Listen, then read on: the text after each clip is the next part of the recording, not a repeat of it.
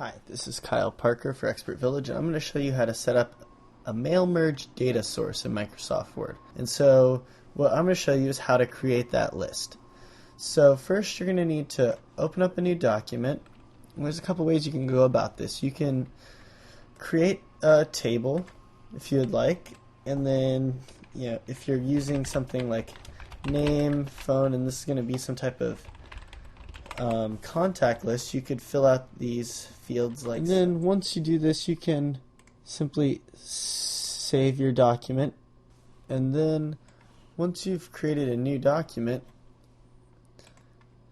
like a form letter, you can import your data source that you've created by going to data and then just pulling this in.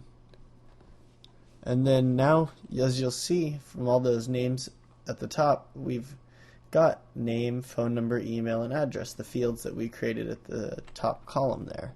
And Word has done all the work for us. So now if we want to create a letter, you can just throw in name and information that will change each time we create a document.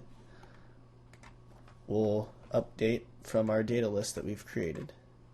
The second way that you can do this is if you don't want to create a separate document, or you're not importing it from your email list or some other document that's already been created, you can simply go to New Data Source, and then you can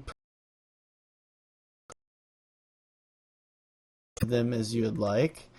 To make it simple or complex, you could add new field names. So say there's something in here that you don't have, such as email is not on here, so we could do email and then add that field name to the list. And then whenever you click OK, you will need to save this new document,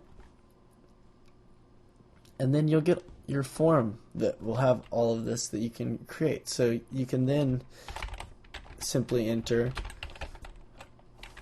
all of the data and then just continually adding new, and then it will create new records each time, such as the ones that we created in the other. And then whenever you're done, you simply click OK, and then all of our fields will be updated with their new information. And there you go.